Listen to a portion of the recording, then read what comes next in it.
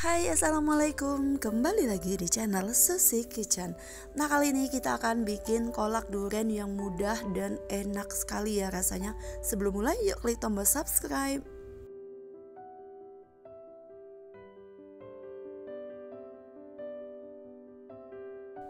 Untuk membuat kolak durian ini pastinya kita wajib punya durian dong ya. Nah, ini aku punya durian dari 2 butir durian, 2 buah durian dong ya. Kemudian duriannya ini aku masukin ke panci, lalu aku tuang dengan air. Untuk airnya menyesuaikan aja ya, karena airnya itu kalau kebanyakan nanti encer, kalau kedikitan rasanya kurang, jadi sedang aja ya. Jadi aku gunain sekitar 1,5 liter. Kemudian ini aku masak ketannya, ini udah aku campur dengan santan kara, kemudian garam juga ya, udah aku cuci bersih dong ya pastinya. Nah, kemudian kita rebus si durian tadi dengan air kan ya, hasilnya seperti ini. Ini udah direbus selama 1 jam dengan menggunakan api besar lalu api kecil ya. Ini kita aduk, rasanya ini udah mulai empuk si duriannya. Kemudian tambahkan gula merah cair. Di sini saya gunakan gula merah sebanyak 250 gram. Udah aku cairin lalu aku masukin ke sini ya. Kemudian kita aduk, lalu warnanya udah berubah dong ya, udah cantik warnanya. Kemudian tambahkan gula pasir juga karena gula merah itu enggak terlalu manis. Jadi tambahkan gula pasir, untuk gula pasirnya menyesuaikan selera aja ya. Jika suka manis bisa tambahkan lebih banyak, jika tidak suka manis secukupnya aja. Kalau di sini saya tim manis ya, jadi saya masukin gula putihnya sebanyak 300 gram. Jadi rasanya ini akan manis dan enak banget pastinya ya. Nah, kemudian jangan lupa untuk dites rasa ya. Setiap kali masak usahakan untuk tes rasa. Kenapa harus tes rasa? Biar rasanya mantul. Jadi kita tahu dong ya mana yang kurang, mana yang lebih. Ternyata gulanya kurang. Karena menurut aku ini kurang manis, maka aku tambahkan 100 gram kembali.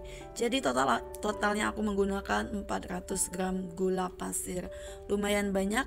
Ini menyesuaikan dengan airnya ya. Kalau menurut aku sih nggak terlalu banyak. Kemudian kita masukin si santan kara. Di sini saya gunakan santan karanya 2 bungkus yang ukuran kecil ya. Ini baru 1 bungkus. Kemudian kita masukin kembali 1 bungkus kembali.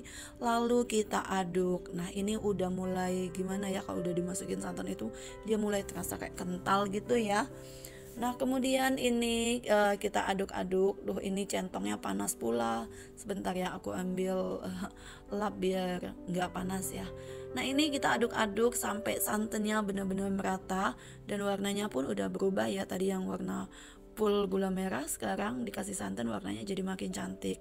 Nah, ini udah mendidih ya. Bisa kita matikan apinya nanti jika udah larut juga gula-gulanya. Ini kita cicip lagi apakah kurang. Menurut aku sih udah pas sih ya, tinggal tambahin garam. Karena kalau nggak pakai garam itu kayak manisnya tuh kayak gimana ya, kayak hambar gitu ya. Jadi kalau udah masukin gula, tambahkan garam sedikit saja. Untuk garamnya jangan terlalu banyak dong ya, karena kalau banyak nanti asin. Nah, kemudian ini aku santan apa sih namanya ini tadi, ketan. Aduh, kelibet ngomongnya. Si ketannya ini udah matang, tinggal aku kukus lagi ya, karena ini baru diaron sekali dan ternyata masih jerijit, dan aku kukus dan hasilnya seperti ini. Ini udah selesai. Ini kolak durian ala Susi Kitchen ya, ala Susi Kitchen, jangan lupa versi aku, dan rasanya masya Allah enak banget. Kita cobain ya, masya Allah. Nih, ini udah siap, aku makan. Bismillahirrahmanirrahim.